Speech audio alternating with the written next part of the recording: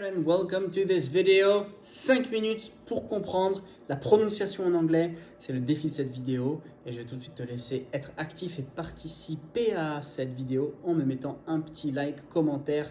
Abonne-toi, mets la cloche pour recevoir toutes les nouvelles notifications, les nouvelles vidéos mises en ligne. Tu peux aller sur Instagram, me trouver sur Bilingue, aller sur TikTok. Rejoindre la communauté de plus de 300 000 apprenants en anglais grâce à Bilingue. C'est exceptionnel pour toi. Maintenant, je vais venir sur le thème de la vidéo 5 minutes pour comprendre la prononciation en anglais. J'aimerais te parler premièrement de l'accentuation. Et oui, si tu veux comprendre comment les mots se prononcent, il faut que tu connaisses l'accentuation. L'accentuation, c'est quoi? C'est le fait que dans un mot, tu as une partie de la syllabe, qui est accentuée. C'est une voyelle qui est accentuée, c'est jamais une consonne. D'accord? Donc si jamais je te mets a table, tu comprends que tay, on entend mieux que bon. Table, a table, a table. Et donc c'est cette partie-là qui est accentuée. Tu vas le voir comment? Dans un dictionnaire, soit c'est un caractère gras, donc c'est en gras et pas le reste, donc c'est accentué, soit tu vas avoir une petite apostrophe avant la syllabe, c'est-à-dire que c'est la syllabe qui suit l'apostrophe. Soit tu vas avoir par exemple des fois des cercles, donc hop, hop, donc table.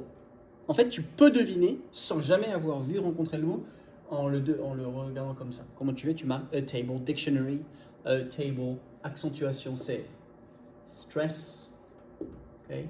Stress comme le stress. Et ça te permet tout simplement de trouver quelle est l'accentuation du mot. Si jamais je te dis to subject,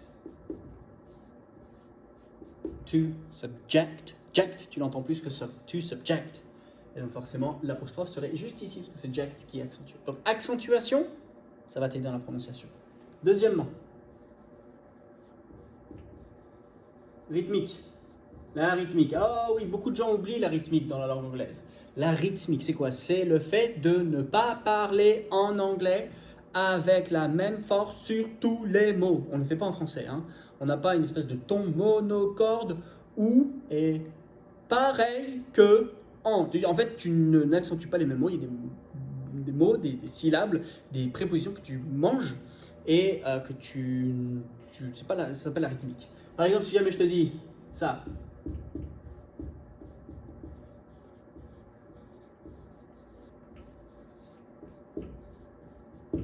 I'd like a cup of tea. I'd like a cup of tea. Tu peux le répéter chez toi. Les mots que tu vas très peu entendre sont celui-là.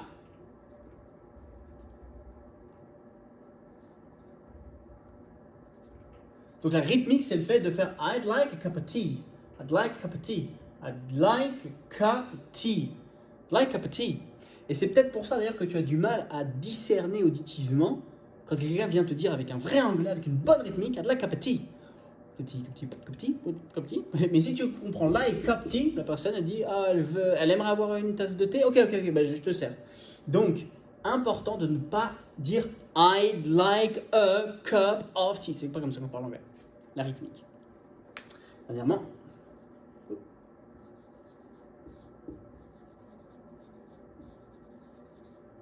L'intonation. Et oui. Une phrase affirmative, est-ce que notre ton est descendant ou ascendant? Phrase affirmative, le ton est descendant. Question, les yes-no questions, le ton est ascendant. Si jamais je te dis Are you sick? Tu es malade? Are you sick? C'est pas Are you sick? L'intonation est extrêmement importante. Pour comprendre la bonne prononciation, pour avoir une bonne prononciation anglaise, il faut maîtriser l'intonation. Yes, no. Bah, tu peux répondre par oui, pardon. Are you sick? Yes, I am. No, I'm not.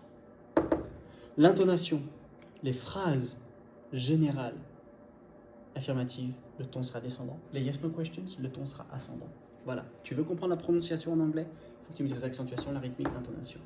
Si tu veux aller plus loin, si tu as un CPF, si tu veux te former avec une formule haut de gamme, de qualité, sur mesure, la Bentley, la Ferrari des formations en anglais. Tu vas pouvoir voir dans la description des liens. Donc, tu pourras t'inscrire gratuitement pour un appel avec mon équipe. Et on va tout simplement te parler de comment est-ce qu'on peut t'aider à débloquer ton anglais là où il y a les gros nœuds et t'amener dans une liberté de discussion. Je te retrouve la semaine prochaine. I'll speak to you soon. Bye bye.